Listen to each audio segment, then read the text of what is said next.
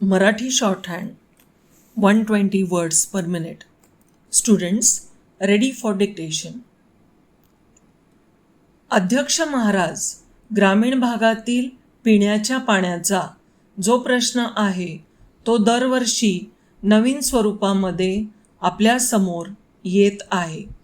पिण्याच्या पाण्याचा प्रश्न सोडवण्याच्या दिशेने महाराष्ट्र शासनाने युद्ध पातळीवर काम केलेले आहे हे नाकारता येणार नाही.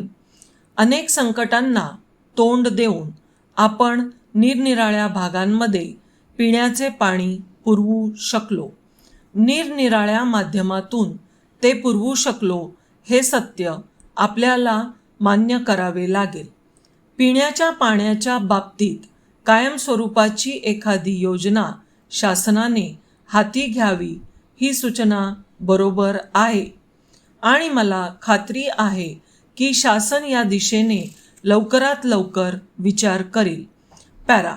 अध्यक्ष महाराज, दुसरी गोष्ट अशी की शासनाने एक महत्त्वपूर्ण निर्णय घेतलेला आहे आणि तो म्हणजे सहकारी बँकांकडून शेतकऱ्यांनी जे कर्ज घेतले आहे त्याला 6% जास्त व्याज त्यांना द्यावे लागणार नाही.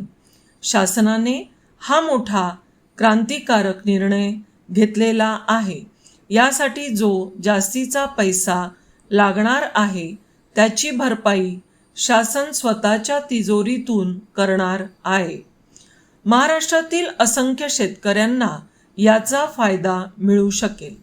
अध्यक्ष महाराज, सहकारी साखर कारखाने आणि सहकारी सूतगिरण्या यांना अर्थमंत्र्यांनी मदत देण्यासाठी तरतूद केली आहे ही चांगली गोष्ट आहे, परंतु अजूनही त्यांना सहाय्य देण्याची आवश्यकता आहे. त्यासाठी जागतिक बँकेकडून आपल्याला काही कर्ज मिळू शकते काय याचा कानोसा घेणे आवश्यक आहे असे मला या ठिकाणी सुचवायचे आहे. जागतिक बँकेकडून मोठ्या प्रमाणावर कर्ज मिळू शकले तर त्यामुळे ग्रामीण भागातील औद्योगिकीकरण वाढवावयास मदत होऊ शकेल. दुग्ध व्यवसायामध्ये आपण जी प्रगती केली आहे ती निश्चितपणे अभिमान वाटावा अशी आहे. दूध भुकटी करण्याचे 2 नवीन कारखाने मराठवाडा व विदर्भात काढण्याचा शासनाने जो निर्णय घेतला आहे त्याचे मी स्वागत करतो. सध्या महाराष्ट्रामध्ये जी पीक विमा योजना अस्तित्वात आहे ती कापूस या पिकाला सुद्धा लागू करावी. यासंबंधीची आग्रही भूमिका महाराष्ट्र शासन केंद्र सरकारकडे धरणार आहे ही चांगली गोष्ट आहे. या निमित्ताने मला हेही नमूद करावयाचे आहे की सध्या अस्तित्वात असलेली पीक विमा योजना ही पीक विमा योजना नसून पीक कर्ज विमा योजना आहे. त्यामुळे शेतकऱ्यांना खऱ्या अर्थाने त्याचा फायदा मिळत नाही.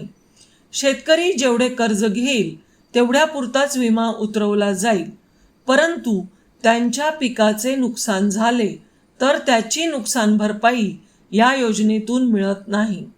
तेव्हा हा प्रश्न राष्ट्रीय विमा महामंडळापुढे मांडून ही पीक विमा योजना कशी करता येईल यासाठी प्रयत्न होणे गरजेचे आहे. अध्यक्ष महाराज, शासनाने अनेक चांगल्या गोष्टींचे निर्णय घेतले आहेत, त्यांच्याकडे दुर्लक्ष करून चालणार नाही. ग्रामपंचायतीला विजेचे बिल द्यावे लागणार नाही असा शासनाने निर्णय घेतला आहे. पाणी पुरवठ्याकरिता जी वीज वापरली जाईल त्यामध्ये 50% भार शासन उचलणार आहे. धन्यवाद स्टुडंट्स.